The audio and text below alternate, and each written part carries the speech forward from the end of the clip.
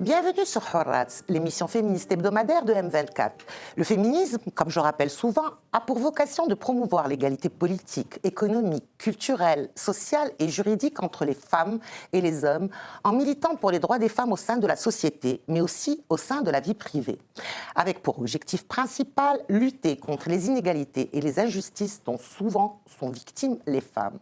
Le féminisme, c'est aussi protéger les jeunes filles, éviter leur déscolarisation, le mariage précoce, et lutter contre les violences qui leur sont faites. Le Code de la famille, qui a permis il y a 20 ans des avancées notables, doit être revu à la lumière de la nouvelle Constitution et celle des conventions internationales que notre pays a ratifiées.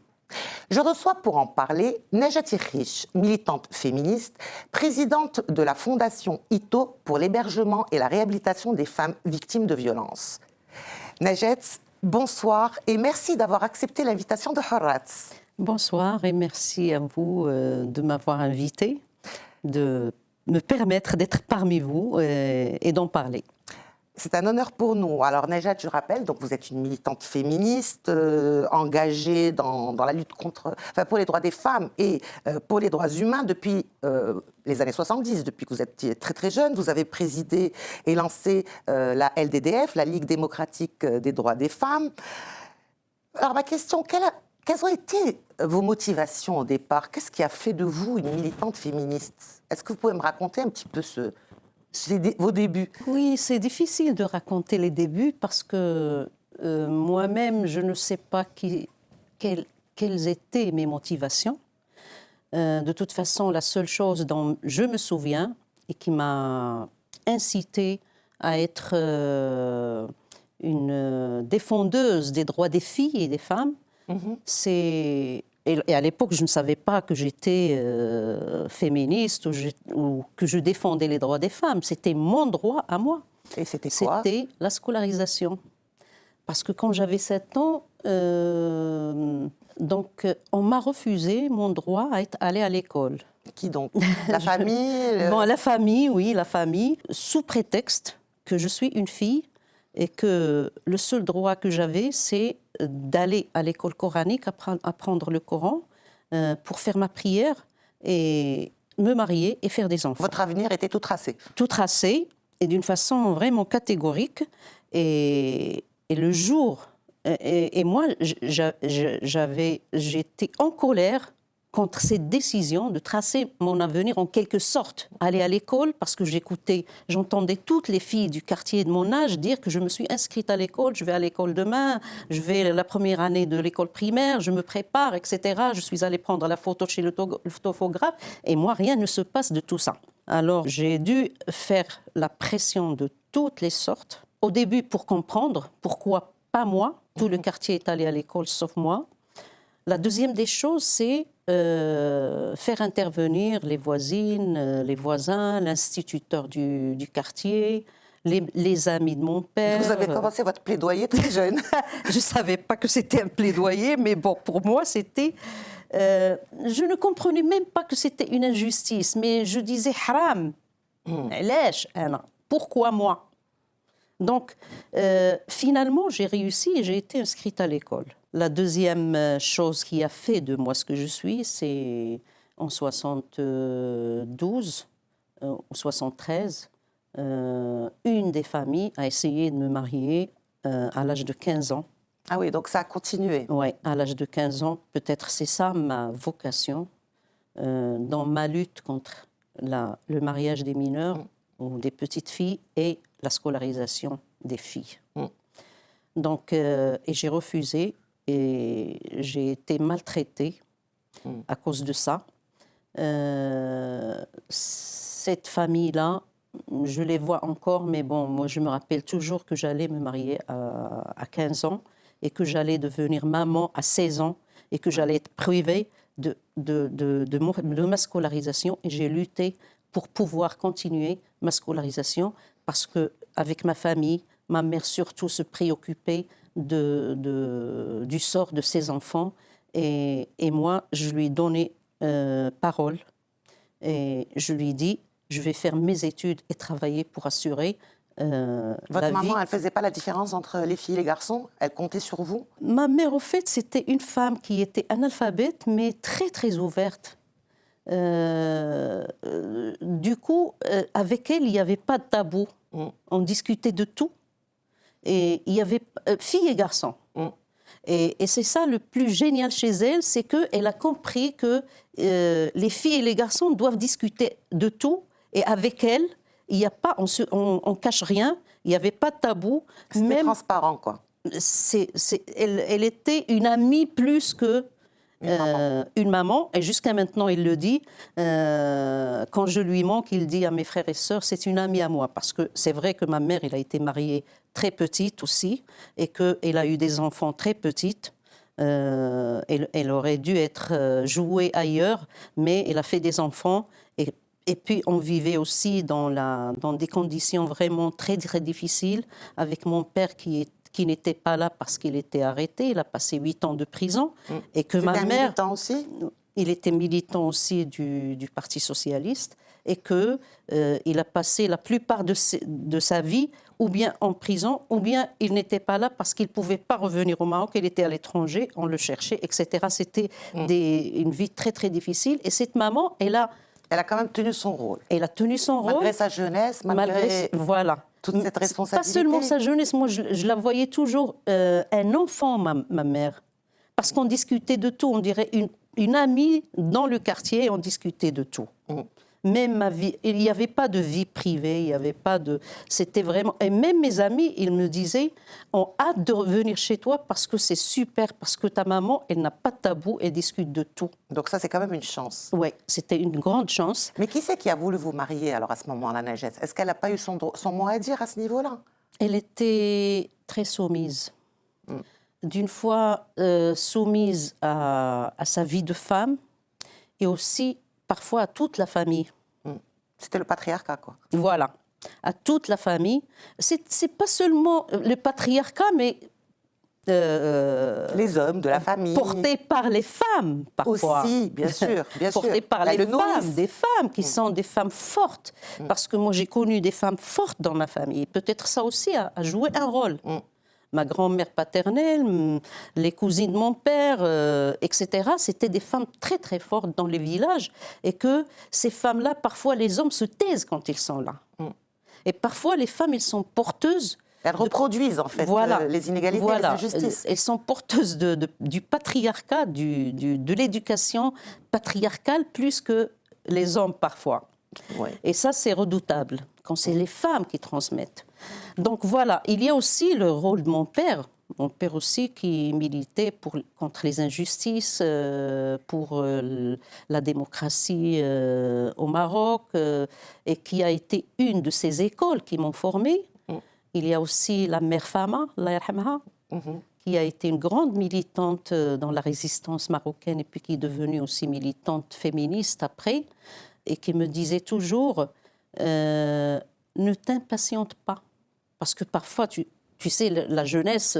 On a hâte que ça change. Voilà, que ça change. Et elle me disait toujours... Écoute, Najat, quand j'étais dans la jeunesse du PS, elle me disait, Najat, quand on construit, on n'amène pas le mur et on le met par terre.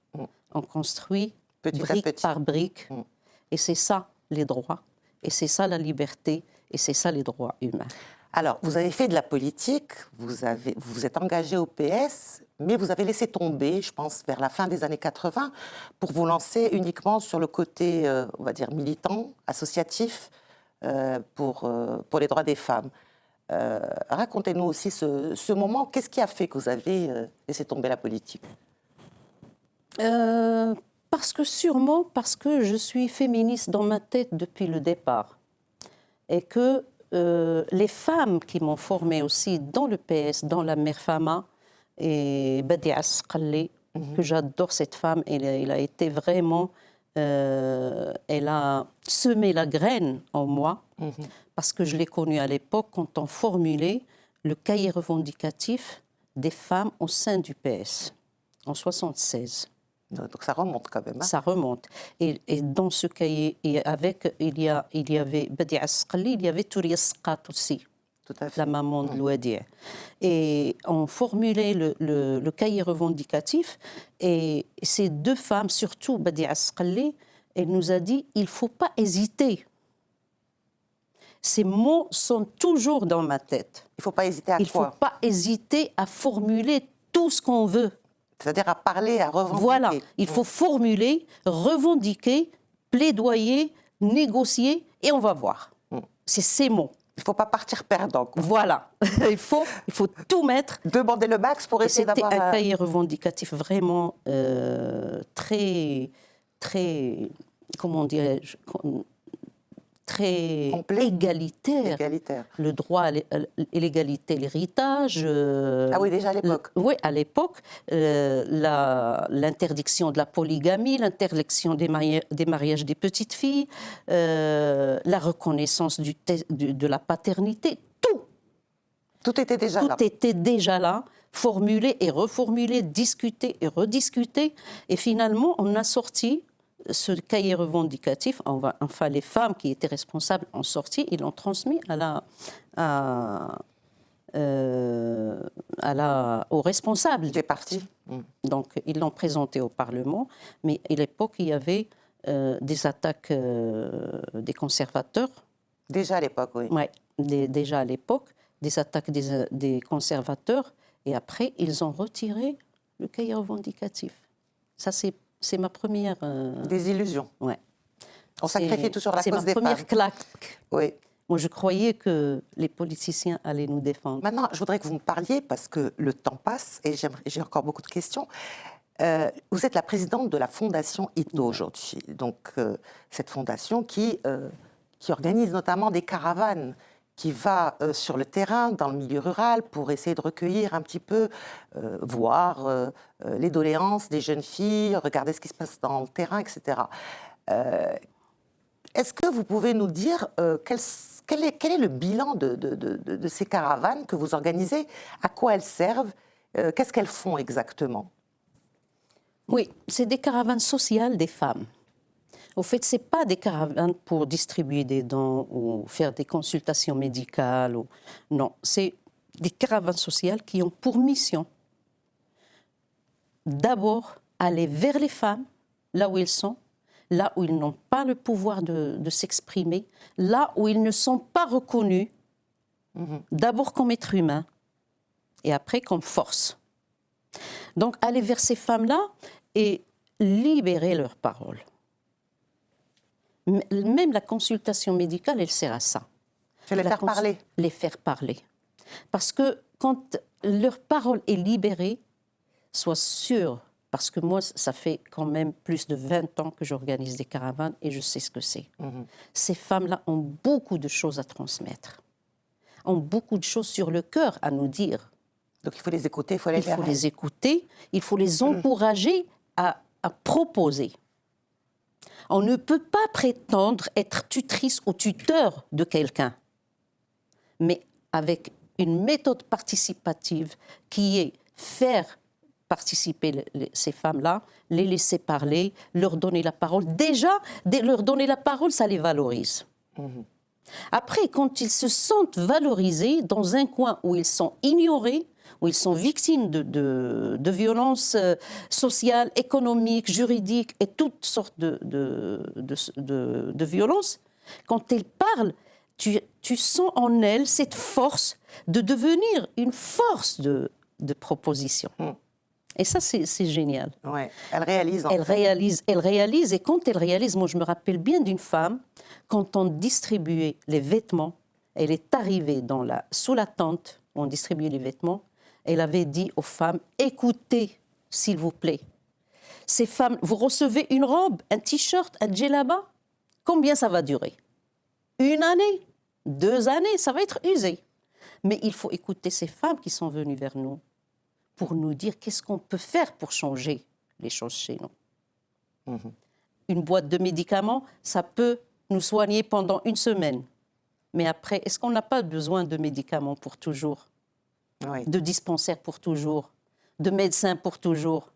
Oui, de droit pour toujours. De droit pour toujours. Et elle a commencé à parler, et je te jure que les femmes qui étaient là en train d'attendre les dons, ils ont fait pas en arrière et ils ont commencé à parler. Et là, dans leurs paroles, c'est d'abord faire le constat de ce qu'elles vivent. Après, elles passent au stade de proposer des choses. Donc ça vient en fait d'elles-mêmes. D'elles-mêmes. Même la stratégie qu'on a adoptée, que les caravanes ont adoptée d'aider les femmes à créer des associations sur place, ce n'était pas notre idée. C'était vraiment les idées venues des femmes pendant les caravanes. Alors, est-ce qu'il y a beaucoup encore de mariages précoces? Est-ce qu'il y a aussi forcément aussi des grossesses précoces? Est-ce que ces filles dans ces milieux-là sont scolarisées? Jusqu'à quel point? Quel est le constat aujourd'hui qu'on peut faire en 2022? Et sachant qu'aujourd'hui, le code de la famille va changer. Donc, qu'est-ce qu'on peut demander? Qu'est-ce qui peut être fait et rapidement? Ce qui va être fait et rapidement, c'est ce que a décidé le mouvement des femmes marocaines, c'est plaidoyer pour un changement du code de la famille. Parce qu'une application de ce code-là pendant 18 ans a démontré qu'il y avait des failles et que la question des mariages des mineurs, il ne faut pas laisser l'exception. Il faut vraiment que ça soit interdit. La polygamie aussi. Il faut que ça soit interdit. Parce que les gens sont vraiment très forts dans le détournement des textes de loi. En fait, ils rentrent dans les brèches. C'est comme pour l'article 16. Voilà, l'article 16. Qui autorise la polygamie. L'article 20 et 21, l'exception pour le mariage des mineurs, des petites filles. Je dis plus mineurs parce que mineurs, il peut avoir 17 ans et demi. Mais là, on parle des petites filles de 13 ans, 14 ans, 15 ans et 16 ans qui sont mariées. Et là, il y a des juges qui nous disent que nous, on est inaptes de mettre fin à ce phénomène-là. Parce que le père ramène sa fille pour la marier, je refuse, il me dit dans 9 mois, tu vas être obligé de la marier. Parce qu'elle va être enceinte. Donc voilà. Donc c'est l'interdiction. Et donc si on interdit, est-ce que ça va régler le problème? Est-ce que ça ne va pas au contraire favoriser le phénomène de mères célibataires? Non, je pose la question. Non, je ne crois pas. Je ne crois pas parce que le phénomène de mères célibataires, c'est une autre problématique. La question d'interdire les mariages des mineurs, nous, la Fondation Ito, on a envoyé au ministère de la Justice notre cahier revendicatif, on a même lancé la pétition de 2 millions de signataires dans laquelle on revendique pas seulement interdire, mais au niveau du code pénal, une punition stipulée, formulée, que celui qui se marie et qui permet le mariage doit être sanctionné. Voilà, doit être sanctionné. Et quels sont les autres points que vous avez proposés? Nous avons proposé l'interdiction de la polygamie, la reconnaissance de la paternité, parce qu'elle n'est pas intégrée dans le code de la famille. Absolument. Le partage des biens accumulés lors de mariage après le divorce. Il faut pas la formuler de cette façon, un acte parallèle. Parce que aucune fille, moi j'ai fait un atelier de formation la semaine dernière dans le Haouz, à côté de Marrakech, et j'ai parlé de l'acte parallèle aux filles qui vont se marier. Elles m'ont dit, mais c'est impossible. C'est-à-dire impossible, le jour où j'allais me marier, dire au notaire que j'aimerais bien avoir un acte parallèle que je vais partager avec le monsieur, les biens, biens accumulés lors de mariage. C'est un manque de confiance. C'est très compliqué pendant la fête. C'est-à-dire qu'il faudrait faire ce genre de choses avant de conclure. Il faut que ça soit une clause du code de la famille. Il faut que ça soit clair. Parce que les choses qui ne sont pas claires, elles ne peuvent pas être, comment dirais-je, elles ne peuvent pas être impliquées dans leur inclarté. C'est impossible. Donc, il faut que ça soit clair, il faut que ça soit bien stipulé, bien formulé, pour qu'il n'y ait pas de manipulation, pour qu'il n'y ait pas Oui, comment dirais-je, rentrer dans des brèches, voilà. profiter du système. Et permettre aussi de contourner la loi, de faire de l'expliquer à sa façon, de détourner, Donc, etc. en fait, ce que vous réclamez, vous, en tant que Ligue, en tant que fondation, en tant que de féministe, c'est un petit peu, en fait, une réforme qui n'est pas seulement une petite réformette, mais un changement carrément de philosophie de ce code qui est fondé sur Rewama, sur Taha. Tout à fait. Tout à fait. Et est-ce que vous pensez que des questions, justement, comme l'héritage ou l'avortement, puisque vous m'avez parlé tout à l'heure du code pénal, est-ce que ce sont des questions qui seront abordées? Tant qu'il y a une volonté politique, oui. Et qui, selon vous, Najat Erish, devrait conduire ce changement? Vous avez, en 2001, 2002, il y a eu une commission qui a recueilli les doléances. Mais aujourd'hui, est-ce que vous pensez que c'est le rôle du gouvernement, c'est le rôle du Parlement? Mais il faut bien qu'il y ait une instance, non, qui mène ce changement, non? Bien sûr qu'il y a des instances. Il y a le Parlement. Pourquoi il est élu? Oui, mais vous pensez qu'il y a une commission? Est-ce que, par exemple, la PAL pourrait jouer ce rôle, à votre avis? De toute façon, nous, on n'attend pas que les commissions soient mises en place. On a déjà nos commissions. D'accord. Et on travaille là-dessus. Et vous, normalement, normalement. À qui vous donnez vos Normalement, elles doivent être soumises au Parlement, au gouvernement, et ce sont à eux d'en débattre. Et nous, on va plaidoyer que ça change. Nous, on est une force de proposition. Pas seulement nous, les associations de Casa, de Rabat. Maintenant, le mouvement des femmes, c'est un grand mouvement qui est allé jusqu'à la plus lointaine des régions reculées. Et vous pensez que la société marocaine est prête pour ces changements? On ne peut pas dire les sociétés ne sont jamais prêtes pour des changements. Ça, je peux te l'assurer. Les mentalités sont difficiles à évoluer. Les mentalités, c'est difficile. Mais les lois, elles sont faites pour quoi? Pour précéder les mentalités. Voilà, ces lois. Moi, avant, je vais juste te donner un exemple. Avant que ça soit stipulé dans le code de la route, la question de la ceinture, moi, je mettais la ceinture. C'était un truc machinal que j'ai appris. Tu montes dans ta voiture, tu mets ta ceinture. Et les gens, ils me disaient, mais tu es folle, tu es en train de t'étrangler avec ce truc. Pourtant, quand on a décidé, on a appliqué. On a appliqué. En 24 heures. C'est devenu un geste machinal pour tout le monde. Et en 24 heures, parce qu'il y a des sanctions. Voilà, il y a des sanctions. Il faut que la loi change, il faut qu'il y ait des sanctions, il faut qu'il y ait des actions de sensibilisation, parce qu'on n'a pas fait beaucoup de sensibilisation pour le code de la famille, quand il a changé. On n'a pas fait beaucoup de sensibilisation. Pas seulement nous, mais parce que nous, je peux te dire que là, la dernière caravane, 90% des femmes ne connaissent pas le code de la famille. Ça, c'est grave quand même. Ouais. Parce qu'elles te disent, oui, je connais. Alors, comment ils traitent la question de la polygamie? Elle ne connaît pas. Elle entend à la télé le code de la famille, mais elle ne connaît pas ses mesures. Donc, elle ne connaît pas les détails, elle n'est pas sensibilisée à ces mesures. Et la sensibilisation, ce n'est pas notre rôle, nous, seulement les associations féminines, c'est pas que la société civile. Mais aussi, ce n'est pas seulement la société civile, c'est aussi l'État. Il doit assumer. Les médias aussi doivent jouer leur rôle. Les médias, parce que l'État a ses ressources humaines, il a des moyens financiers, il y a tout ce qu'il faut pour pouvoir aller jusqu'au dernier village de la montagne et sensibiliser, mais sensibiliser de façon très, comment dirais-je, on dit banaliser, moi j'aime pas ce mot, banaliser les mesures pour que tout le monde comprenne.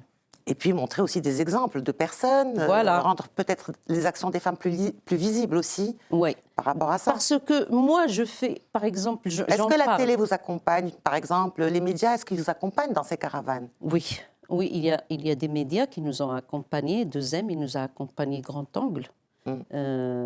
Aussi, l'équipe des infos, pas mal de fois, ils nous ont accompagnés. La une avec 45 minutes, et d'ailleurs la une avec 45 minutes, que je remercie beaucoup, qui ont levé le cache-feu des mariages des mineurs à Emilchil quand on a fait la caravane en 2010 et qu'on a trouvé les petites filles de 7, 8 et 9 ans qui sont mariées là-bas dans des villages. Mais heureusement maintenant ça a diminué grâce aux caravanes, grâce aux médias et grâce à tous les efforts qui ont été faits et grâce aussi à certains juges et certains juristes de la région qui ont travaillé sur ce côté-là. Najat, cette émission touche à sa fin et d'ailleurs on a même débordé sur le temps. Je vais vous poser la dernière question de l'émission. Cette émission s'appelle Horat. Donc, qu'est-ce que pour vous la liberté et en quoi elle est importante? La liberté, c'est mon droit d'exister, mon droit de penser, mon droit d'agir, mon droit de bénéficier amplement de mes droits sociaux, économiques, politiques, culturels. C'est mon corps, c'est ma tête, c'est tout. C'est tout. C'est ça ma liberté. Et je suis convaincue que je ne peux pas avoir 100% de ma liberté parce que ça n'existe pas 100%, même dans les sociétés les plus libres. Mais je fais de mon mieux pour que ma liberté soit respectée et que je puisse agir pour la liberté des autres. Sur ces belles paroles, Najat, je vous remercie infiniment pour votre participation à cette émission. Je sais qu'il y a beaucoup de choses encore à dire et je suis sûre que nous aurons l'occasion d'en reparler encore. En tout cas, bravo pour votre travail sur le terrain. Merci. Et merci encore. Merci à toi. Donc, je rappelle que vous êtes militante des droits des femmes, que vous êtes présidente de la LDDF, vous êtes aussi présidente de la Fondation. Je ne suis plus présidente de la LDDF. D'accord, vous avez été fondatrice de la LDDF. Ouais, voilà. Donc pour moi, j'ai gardé cette image-là. Mais vous êtes présidente de la Fondation ITO, qui s'occupe notamment de l'hébergement et de la réhabilitation des femmes victimes de violences. Merci à toi et merci à toute l'équipe de m'avoir supportée. Non, c'était un plaisir. Merci et encore. j'espère qu'une autre fois, on pourra débattre d'un autre sujet. Je n'en doute pas. Merci encore. Merci. Quant à vous, chères téléspectatrices et chers téléspectateurs, cette émission est à présent terminée. Je vous donne rendez-vous semaine prochaine, même heure, même endroit. Bonne continuation des programmes sur M24.